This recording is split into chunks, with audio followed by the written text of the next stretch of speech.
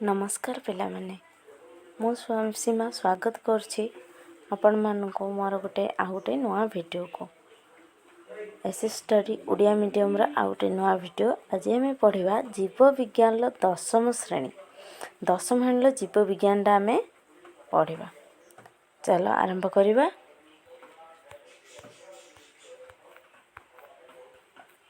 प्रथम अध्याय कौन अच्छी पोषण। पोषण कौन पोषण गोटे पोषण टाक इंग्लीश में कौन कहते न्यूट्रिशन। न्यूट्रिशन कौन जोटा आमको कौन करे आम जो खाती कि आमको तादर शक्ति मिले कि पोषण मिले आम कौन कहते से पोषण कहते। चलो पढ़िया। शरीर में समन्वित भाव होता असंख्य जैव रासायनिक प्रक्रिया जो जीवन धारा अब्याहत रही यही सब प्रक्रिया पाई शक्ति आवश्यक। मुझे कहनी आमको सब कम करने पाठ पढ़ाई खेलकूद करने सबकि कौन दरकार आमको किसी ना कि शक्ति दरकार। आउ यही शक्ति आमको कौन मिले खाद्य मिले। तो चलो आम से विषय जाना आग को। ता छड़ा कोष टिश्यू तथा अंग प्रत्यंगर गठन अर्थात शरीर गठन पाई आउ शरीर वृद्धि और मरामती पाई आमको कौन दरकार पोषण दरकार है। विभिन्न उपादान दरकार जीवर खाद्य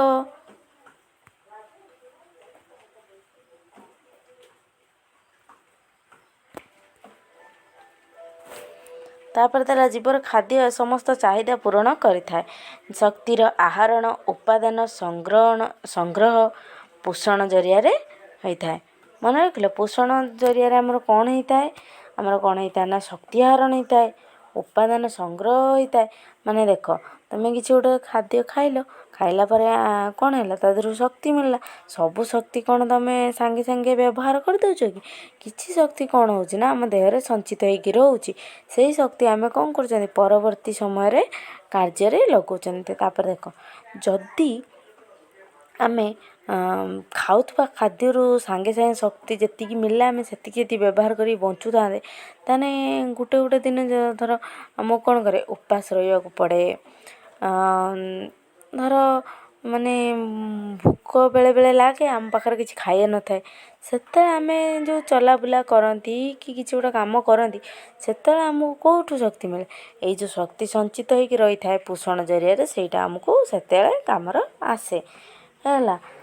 तापर आइले कौन सबुज उद्भिद आलोक शोषण प्रक्रिया ने निज खाद्य निजे प्रस्तुत करता परिवेश आवश्यक पोषण ग्रहण करें।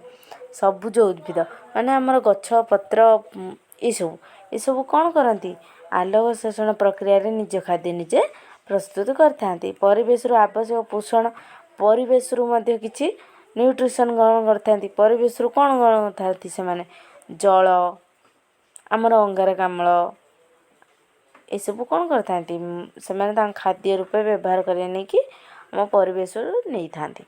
किंतु प्राणी और अन्य सब जीव खाद्य पाई उद्भिद उपरे प्रत्यक्ष व परोक्ष उपरे निर्भरशील से उद्भिद द्वारा प्रस्तुत और गच्छित पदार्थ को बा अन्य प्राणी को खाद्य रूपे ग्रहण करते।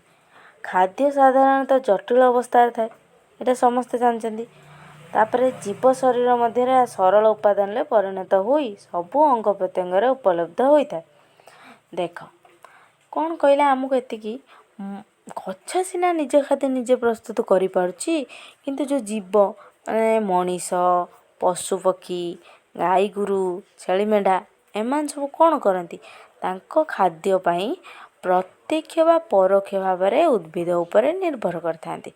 प्रत्यक्ष केमिति माने देख गाई गुरु छेली मेढ़ा एमान सब कौन कले घास पत्र खाइले गछ डाल खाइले एमान कौन कले डायरेक्ट प्रत्यक्ष रूप से उद्भिद उपरे निर्भर कले।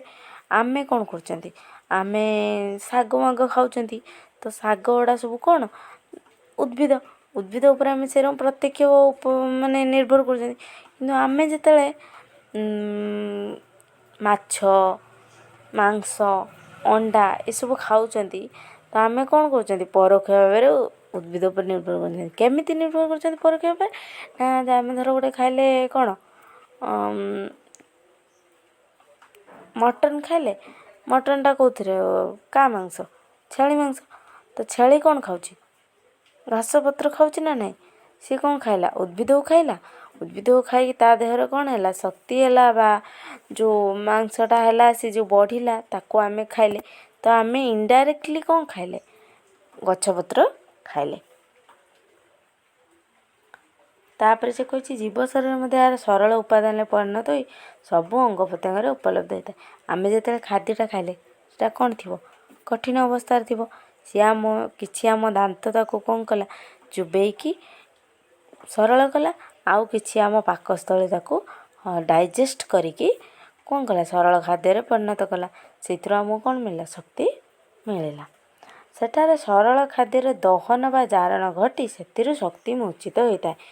ଦହନ କ'ଣ ହୁଏ, ଯେତେବେଳେ ଅକ୍ସିଜେନ୍ ସଂଯୋଗରେ ଖାଦ୍ୟ ହଜମ ହେଇଥାଏ ସେତେବେଳେ ତାକୁ କ'ଣ କୁହନ୍ତି ନା ଦହନ ବା ଜାରଣ, ଯେଉଁଟା ଅକ୍ସିଡେସନ୍ କୁହନ୍ତି ହେଲା। ଶକ୍ତି ମୋଚନ ଏକ ତଥାକଥିତ ଧ୍ୱଂସାତ୍ମକ ପ୍ରକ୍ରିୟା। ଏହା ଅପଚୟର ଏକ ଉଦାହରଣ। ତାପରେ କ'ଣ ହେଲା, ସେହିପରି ଖାଦ୍ୟରୁ ଶରୀର ଗଠନ ଆଦି ପାଇଁ ଆବଶ୍ୟକ ଉପାଦାନ ସୃଷ୍ଟି ହେବା ଏକ ଗଠନମୂଳକ ପ୍ରକ୍ରିୟା। ଏହାକୁ ଚୟ କୁହାଯାଏ।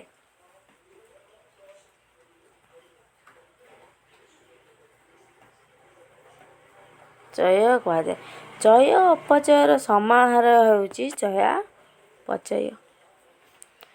ଏହା ଶରୀରରେ ସବୁବେଳେ ଚାଲିଥାଏ। ସୁତରାଂ ଜୀବକୁ ସକ୍ରିୟ ଆଉ ଜୀବନ୍ତ ରଖିବାରେ ଏହାର ମହତ୍ତ୍ୱପୂର୍ଣ୍ଣ ଭୂମିକା ରହିଛି।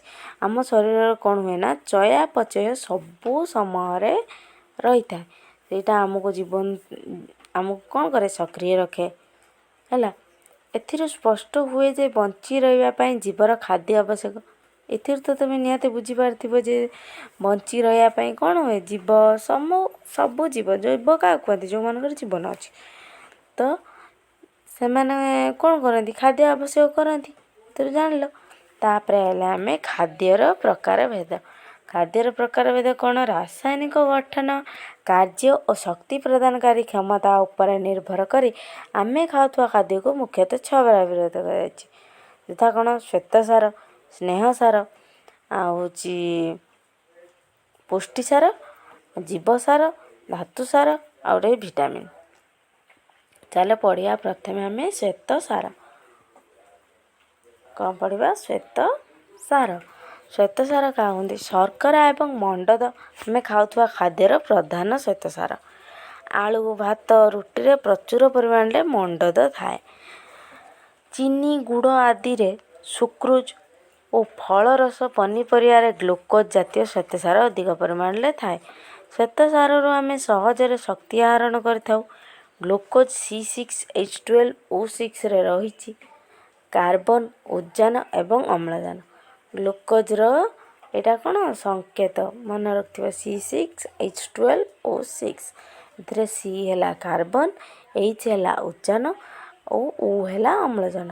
ତ 6ଟା କାର୍ବନ, 12ଟା ଉଦ୍ଜାନ ଆଉ 6ଟା ଅମ୍ଳଜାନ ଅଣୁ ରହିଛି। କୋଷୀୟ ଶ୍ୱସନ ବେଳେ ଗ୍ଲୁକୋଜ୍ ଜାରଣ ଫଳରେ ଅଙ୍ଗାରକାମ୍ଳ ଓ ଜଳ ସୃଷ୍ଟି ହେବା ସହ ଶକ୍ତି ନିର୍ଗତ ହୋଇଥାଏ। ଯେତେବେଳେ ଗୋଟେ କୋଷରେ ଆମର କ'ଣ ହୁଏ ନା, ଗ୍ଲୁକୋଜ୍ଟା ଜାରଣ ହୁଏ, ସେଥିରୁ ଆମକୁ କ'ଣ ମିଳେ, ଏଇ ଯେଉଁ C6H12O6ଟା ଜାରଣ ହେଇକି ଆମର କ'ଣ ମିଳେ ନା, ଅଙ୍ଗାରକାମ୍ଳ ଆଉ ଜଳ ସୃଷ୍ଟି ହେବା ସହିତ କିଛି ଶକ୍ତି ବି ନିର୍ଗତ ହୋଇଥାଏ। ଏଇ ଶକ୍ତିଟା କ'ଣ କରେ, ଆମକୁ ଶକ୍ତି ପ୍ରଦାନ କରେ ବିଭିନ୍ନ କାର୍ଯ୍ୟ କରିବା ନେଇକି। ତ ତାପରେ ଗଲା, 1 ଗ୍ରାମ ଶ୍ୱେତସାରରୁ ପ୍ରାୟ 16 କିଲୋ ଜୁଲ୍ ଶକ୍ତି ନିର୍ଗତ ହୋଇଥାଏ। 1 ଗ୍ରାମ ଶ୍ୱେତସାରରୁ କେତେ କିଲୋ ଜୁଲ୍ ଶକ୍ତି ନିର୍ଗତ ହୋଇଥାଏ, 16 କିଲୋ ଜୁଲ୍ ଶକ୍ତି ନିର୍ଗତ ହୋଇଥାଏ। ତାପରେ ଆମେ ଆଇଲେ ପୁଷ୍ଟିସାର। କ'ଣ ପଢ଼ିବା, ପୁଷ୍ଟିସାର ମୁଖ୍ୟତଃ ମାଛ, ମାଂସ, ଅଣ୍ଡାର ଧଳା ଅଂଶ, ଛେନା, କ୍ଷୀର ପରି ପ୍ରାଣୀଜ ଦ୍ରବ୍ୟ ଏବଂ ଡାଲି ଜାତୀୟ ଶସ୍ୟ, ସୋୟାବିନ୍ ଆଦିରୁ ଆମେ ପୁଷ୍ଟିସାର ପାଇଥାଉ। ଶରୀରର ବୃଦ୍ଧି ଏବଂ ନୂତନ କୋଷ ଓ ତନ୍ତୁ ଗଠନ ପାଇଁ ପୁଷ୍ଟିସାର ଖାଦ୍ୟ ଏକାନ୍ତ ଆବଶ୍ୟକ। ଏମିନୋ ଅମ୍ଳ, ଯେଉଁଟା ଏମିନୋ ଏସିଡ଼୍ କୁହନ୍ତି, ଏମିନୋ ଏସିଡ଼୍ର ଶୃଙ୍ଖଳ ଦ୍ୱାରା ପ୍ରୋଟିନ୍ ଗଠିତ ଏଇଟା ମନେ ରଖିଥିବ, ଏମିନୋ ଅମ୍ଳର ଶୃଙ୍ଖଳ ଦ୍ୱାରା ପ୍ରୋଟିନ୍ ଗଠିତ। ତେଣୁ ପରିପାକ ହେଲେ ଏହା ଏମିନୋ ଅମ୍ଳରେ ପରିଣତ ହୋଇ ବିଭିନ୍ନ କୋଷ ନିକଟରେ ପହଞ୍ଚିଥାଏ। ତାପରେ ଆମେ ଆଇଲେ ସ୍ନେହ ସାର। କ'ଣ ପଢ଼ିବା? ସ୍ନେହ ସାର। ମାଂସ, କ୍ଷୀର, ଛେନା, ଲହୁଣୀ, ଅଣ୍ଡାର ଧଳା ଅଂଶ, ତେଲ, ଘିଅରେ ସ୍ନେହ ସାର ଜାତୀୟ ଖାଦ୍ୟ ଥାଏ। କୋଷ ଝିଲ୍ଲି ତିଆରିରେ ଲିପିଡ଼ର ପ୍ରମୁଖ ଭୂମିକା ରହିଛି। ଶରୀରରେ ସ୍ନେହ ସାର ଚର୍ବି ଭାବରେ ସଞ୍ଚିତ ହୋଇ ରହେ। ଆବଶ୍ୟକ ତଳେ କୋଷୀୟ ଶୋଷଣ ଦ୍ୱାରା ଏହାର ଜାରଣ ହୁଏ ଓ ଏହା ଶରୀରକୁ ଶକ୍ତି ଯୋଗାଇଥାଏ। ଚର୍ମ ତଳେ ଚର୍ବିର ଏକ ଆସ୍ତରଣ ରହିଥାଏ। ତାପ ଅପରିବାହୀ ହୋଇଥିବାରୁ ଚର୍ବି ଶରୀରକୁ ଉଷୁମ ରଖିବାରେ ସାହାଯ୍ୟ କରେ। ଚର୍ବିଟା କେଉଁଥିରେ ତିଆରି? ସ୍ନେହ ସାରରେ ତିଆରି। ମନେ ରହିଲା? ତାପରେ ଆମେ ଆଇଲେ କ'ଣ? ଧାତୁ ସାର। ଧାତୁ ସାର କ'ଣ? ଶରୀରର ଗଠନ ପାଇଁ ବିଭିନ୍ନ ଧରଣର ଧାତୁ ସାର ଯଥା ଲୌହ, calcium, iodine, phosphorus, sodium, potassium ଆଦି ଆବଶ୍ୟକ। ଶରୀରରେ ଦାନ୍ତ ଓ ହାଡ଼ର ଗଠନ ପାଇଁ କ୍ୟାଲସିୟମ୍ ଓ ଲୋହିତ ରକ୍ତ କଣିକାରେ ଥିବା ହିମୋଗ୍ଲୋବିନ୍ର ଗଠନ ପାଇଁ ଲୌହ ଆବଶ୍ୟକ ହୋଇଥାଏ। ଏହାଛଡ଼ା ଶରୀରରେ ଆୟନ ସନ୍ତୁଳନ ରକ୍ଷା କରିବାରେ ଧାତୁ ସାରର ପ୍ରମୁଖ ଭୂମିକା ରହିଛି। ମନେ ରହିଲା? ଆମ ଶରୀର ଗଠନ ପାଇଁ ଆମକୁ ଧାତୁ ସାର ଦରକାର ନା ନାହିଁ? ଧାତୁ ସାରରେ କେଉଁ ତିଆରି? ଆମର ଦାନ୍ତ, ହାଡ଼ ଏଗୁଡ଼ା ସବୁ ଧାତୁ ସାରରେ ତିଆରି। ଯଥା କ'ଣ? ଲୌହ, calcium, iodine, phosphorus, sodium, potassium ଆଦି ଆବଶ୍ୟକ। ତ ଶରୀରରେ ସେଗୁଡ଼ା ସବୁ କ'ଣ ପାଇଁ ଆବଶ୍ୟକ? ଦାନ୍ତ ଆଉ ହାଡ଼ର ଗଠନ ପାଇଁ ଆବଶ୍ୟକ। କ୍ୟାଲସିୟମ୍ ଆଉ ଲୌହ ରକ୍ତ କଣିକାରେ ଥିବା ହିମୋଗ୍ଲୋବିନ୍ ଗଠନ ପାଇଁ ବି ଲୌହ ଆବଶ୍ୟକ। ତାପରେ ଆଇଲେ ଆମେ ଭିଟାମିନ୍। କୋଷରେ ବିଭିନ୍ନ ପ୍ରକାର ରାସାୟନିକ ପ୍ରକ୍ରିୟା ଏନ୍ଜାଇମ୍ ସାହାଯ୍ୟରେ ହୋଇଥାଏ। ଭିଟାମିନ୍ର ଉପସ୍ଥିତିରେ ସେ ସମସ୍ତ ପ୍ରକ୍ରିୟା ସୁଚାରୁ ରୂପେ ସମ୍ପନ୍ନ ହୋଇଥାଏ। ଭିଟାମିନ୍ ଅଭାବରୁ ଶରୀରରେ ବିଭିନ୍ନ ପ୍ରକାର ରୋଗ ହୋଇଥାଏ। ଜଳରେ ଦ୍ରବଣୀୟ ଭିଟାମିନ୍ ହେଲା ଶାଗ, ପନିପରିବା ଓ ଫଳ ଆଦିରୁ ମିଳିଥାଏ। ଜଳରେ ଦ୍ରବଣୀୟ ଭିଟାମିନ୍ କେଉଁଗୁଡ଼ା ଜାଣିଛ?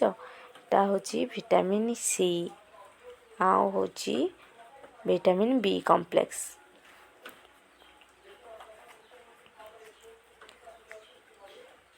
ଚର୍ବି। ତେଲରେ ଦ୍ରବଣୀୟ ଭିଟାମିନ୍ ପ୍ରାଣୀଜ ଚର୍ବି ବା ଉଦ୍ଭିଦଜାତ ତେଲରୁ ମିଳିଥାଏ। ଚର୍ବି ଆଉ ତେଲରେ ଦ୍ରବଣୀୟ ଭିଟାମିନ୍ କେଉଁଗୁଡ଼ା? ଏ, କେ, ଡି ଏସବୁ। ଏ, କେ, ଡି ଆଉ ଗୋଟେ ଏତିକି ତ, ଏ, କେ, ଡି।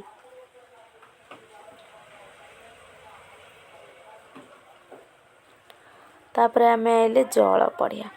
ଜଳ କ'ଣ ଦେଇଛି? କୋଷରେ ଥିବା କୋଷରସ ବା କୋଷ ଜୀବକର ପ୍ରାୟ 70-90% ଜଳ ଅଛି। ମନେ ରହିଲା? ଆମ କୋଷ ଯେଉଁ ଅଛି ସେ କୋଷରେ ଅଛି କ'ଣ? 70-90% ସେ ଖାଲି ଜଳ ଅଛି। କୋଷର ସ୍ଥିତି ଓ ଏଥିରେ ହେଉଥିବା ବିଭିନ୍ନ ପ୍ରକ୍ରିୟା ପାଇଁ ଜଳ ଅତ୍ୟନ୍ତ ଆବଶ୍ୟକ। ଝାଳ, ପରିସ୍ରା ଓ ନିଶ୍ୱାସରେ ଶରୀରରୁ ଜଳ କ୍ଷୟ ହୋଇଥାଏ। ଏଇଟା ତ ତମେ ଜାଣିଛ। ତା'ର ଭରଣା ପାଇଁ ପ୍ରତିଦିନ ପ୍ରାୟ ଆମକୁ 3-4 ଲିଟର ପାଣି ପିଇବା ଉଚିତ। ଶରୀରରେ ଜଳୀୟ ଅଂଶ କମିଗଲେ ଶରୀର ଅବଶ ହୋଇଯାଏ ଓ ବିଭିନ୍ନ ଅସୁସ୍ଥତା ପ୍ରକାଶ ପାଏ। ଆଜି ପାଇଁ ଏତିକି ଥାଉ। ଏହାପରେ ଆମେ ପଢ଼ିବା ନେକ୍ସଟ ଭିଡ଼ିଓରେ। ଯଦି ଭିଡ଼ିଓଟି ଭଲ ଲାଗିଥିବ ତେବେ please like, share and subscribe. ଏଇଭଳି ଆଗକୁ ଅଧିକ ଭିଡ଼ିଓ ଦେଖିବା ପାଇଁ ସବସ୍କ୍ରାଇବ୍ କରନ୍ତୁ SS ଷ୍ଟଡ଼ି ଓଡ଼ିଆ ମିଡ଼ିୟମକୁ। Thank you.